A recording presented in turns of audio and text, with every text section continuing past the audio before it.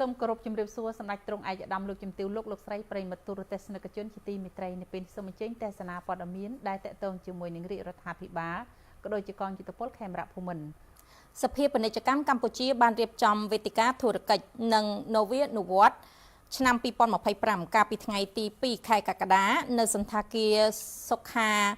Hotel ភ្នំពេញក្រោមអធិបតីភាពអ្នកអង្គការកិត្តមេងប្រធានសភាពាណិជ្ជកម្មកម្ពុជានិងជាប្រធានក្រុមប្រឹក្សាពិគ្រោះយោបល់ធុរកិច្ចអាស៊ានសម្រាប់កម្ពុជានិងឯកឧត្តមបណ្ឌិតម៉ុងរទ្ធីប្រធានគណៈកម្មការទី3នៃព្រឹទ្ធសភាស្ថាបនិកនិងជាអគ្គនាយកក្រុមហ៊ុនម៉ុងរទ្ធី Group អង្គការលឹមសុជាតិអនុប្រធានសភាពាណិជ្ជកម្មកម្ពុជាបានថ្លែងឲ្យដឹងថាវេទិកានេះបានរៀបចំឡើងក្នុងគោលបំណងជំរុញលើកកម្ពស់ភាពច្នៃប្រឌិតនិងនវានុវត្តន៍ក្នុងវិស័យធុរកិច្ចដោយផ្ដល់ជាវេទិកាសម្រាប់ធុរជននិងអ្នកចូលរួមចែករំលែកនៅបទពិសោធន៍ឆ្វេងយល់ពីនិន្នាការថ្មីៗនៃបច្ចេកវិទ្យាទំនើបដែលអាចអនុវត្តបានសម្រាប់ផ្លាស់ប្ដូរនិងអភិវឌ្ឍអាជីវកម្មរបស់ខ្លួនតាមរយៈការស្ដាប់នៅបទពិសោធន៍ចក្ខុវិស័យនិងទស្សនៈទានរបស់វាគ្មិនល្បីៗដែលអញ្ជើញមកពីវិស័យនានាក្រោមប្រធានបទទូនាទីអ្នកដឹកនាំក្នុងការជំរុញនវានុវត្តភាពនិងផ្លាស់ប្ដូរការធ្វើធុរកិច្ច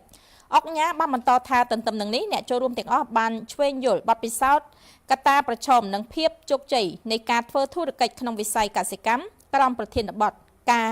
ប្រែក្លាយកសិកម្មបែបប្រពៃណីទៅជាកសិកម្មបែបទំនើប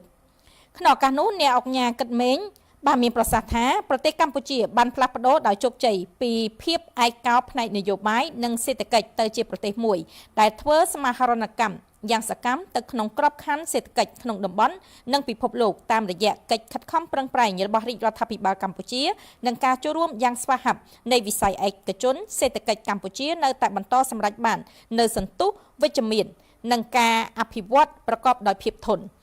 អ្នកអង្គការបានសង្កត់ធ្ងន់ថាមូលដ្ឋានគ្រឹះនៃវឌ្ឍនភាពនេះគឺស្ថិតនៅក្នុងការអនុវត្តប្រកបដោយជោគជ័យនៃនយោបាយឈ្នះឈ្នះដែលបង្កើតឡើងដោយអតីតនាយករដ្ឋមន្ត្រីសម្ដេចតេជោហ៊ុនសែនដែលមានគំនិតផ្ដួចផ្ដើមយុទ្ធសាស្ត្រនេះមានប្រសិទ្ធភាពបញ្ចប់ចំនួនស៊ីវិលរាប់ទសវត្សរ៍ដោយត្រួសត្រាយផ្លូវសម្រាប់សន្តិភាពយូរអង្វែងឯកភាពជាតិនិងបូរណភាពទឹកដី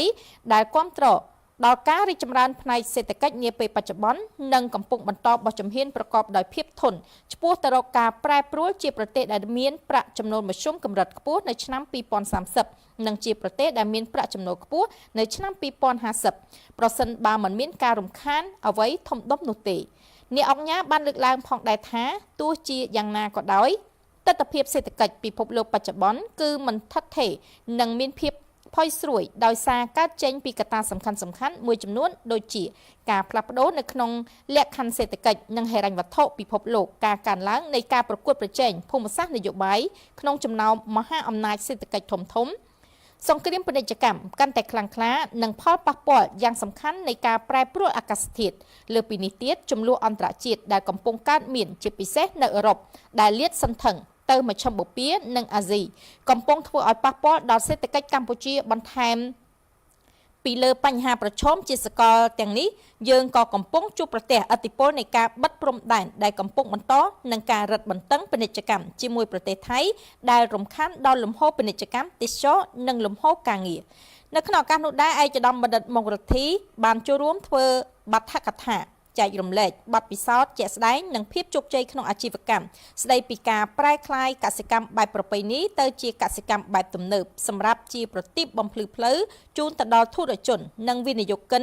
ចំនួនក្រោយយកគំរូនិងអនុវត្តតាមដើម្បីភាពជោគជ័យក្នុងអាជីវកម្មនាពេលអនាគត។